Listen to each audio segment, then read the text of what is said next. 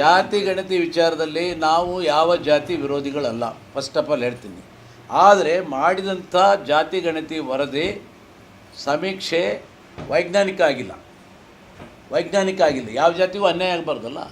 ಈಗ ಆಯಿತು, ಈಗ ನಮ್ಮ ಮನೆಗೆ ಬಂದು ನಿಮ್ಮ ಮನೇಲಿ ಎಷ್ಟು ಜನ ಇದ್ದೀರಿ ಲಿಂಗಾಯತರು ಅಂತ ಯಾರನ್ನ ಕೇಳಿದ್ರಾ? ಈಗ ಇಲ್ಲಿ ನಮ್ಮ ಅಲ್ತಾಫ್ ಖಾನ್ ಪಠಾಣ್ ಮನೆಗೆ ಹೋಗಿ ಕೇಳಿದ್ದಾರೆ ಎಷ್ಟು ಜನ ಇದ್ದಾರಂತ. ಹನುಮಂತಪ್ಪನ ಮನೆಗೆ ಹೋಗಿ ಕೇಳಿದ್ದಾರೆ ಎಷ್ಟು ಜನ ಇದ್ದೀರಿ ನಿಮ್ಮ ಮನೆಗೆ ಅಂತ. ಮನೆಗೆ ಹೋಗಿ ಸಮೀಕ್ಷೆಯನ್ನು ಮಾಡಬೇಕಲ್ಲ. ಪ್ರತಿಯೊಂದು ಮನೆಗೆ ಹೋಗಿ ಸಮೀಕ್ಷೆ ಮಾಡಿ ಈ ಊರಲ್ಲಿ ಇಂತಿಂಥ ಜಾತಿಯವರು ಇಷ್ಟಿಷ್ಟಿದ್ದಾರೆ, ಈ ಊರಾಯಿತು ಈ ತಾಲೂಕಲ್ಲಿ ಇಷ್ಟಿದ್ದಾರೆ, ಈ ಜಿಲ್ಲೆಯಲ್ಲಿ ಇಷ್ಟಿದ್ದಾರೆ, ರಾಜ್ಯದಲ್ಲಿ ಇಷ್ಟಿದ್ದಾರೆ ಅನ್ನೋದು ಬೇಕು.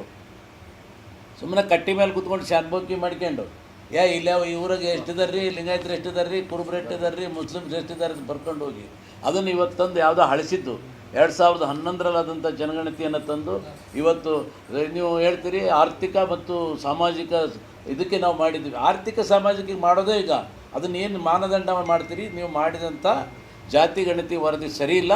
ಪುನಃ ಮತ್ತೊಮ್ಮೆ ಜಾತಿ ಗಣತಿ ವರದಿಯನ್ನು ವೈಜ್ಞಾನಿಕವಾಗಿ ಸವಿಸ್ತಾರವಾಗಿ ಪ್ರತಿಯೊಂದು ಮನೆಗಳಿಗೆ ಹೋಗಿ ಮಾಡಿ ಅದೇನು ಬರ್ತೈತೆ ಅದನ್ನು ನಾವು ಯಾರೂ ವಿರೋಧಿಸಲ್ಲ. ಆದರೆ ಈಗ ನೀವೇನು ಮಂಡನೆ ಮಾಡ್ತೀರಿ ಸಂಪೂರ್ಣ ನಿಮ್ಮ ವೈಯಕ್ತಿಕ ಲಾಲಸೆಗೆ, ನಿಮ್ಮ ಅಧಿಕಾರ ಕುರ್ಚಿಯ ಭದ್ರತೆಗೆ, ನಿಮ್ಮ ದುರುಪಯೋಗ, ಈ ಅಧಿಕಾರವನ್ನು ದುರುಪಯೋಗ ಮಾಡ್ಕೊಂಡು ನೀವೇನು ಮಂಡನೆ ಮಾಡ್ತೀರಿ ಇದನ್ನು ನಾವು ಕಡಾಖಂಡಿತವಾಗಿ ವಿರೋಧ ಮಾಡ್ತೀವಿ.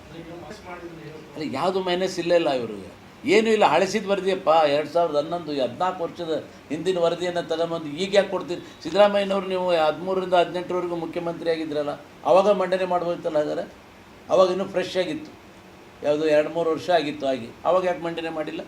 ಈಗ ಯಾಕೆ ಮಾಡ್ತಾಯಿದ್ದೀರಿ? ಉದ್ದೇಶ ಏನು? ನಿಮ್ಮ ಕುರ್ಚಿ ಅಲ್ಲಾಡ್ತಾ ಇದೆ ಅಂತೇಳಿ ನೀವು ಅದನ್ನು ಬೇರೆ ಜನರ ಡೈವರ್ಟ್ ಮಾಡೋಕ್ಕೆ, ಆಮೇಲೆ ಯಾರ್ದೋ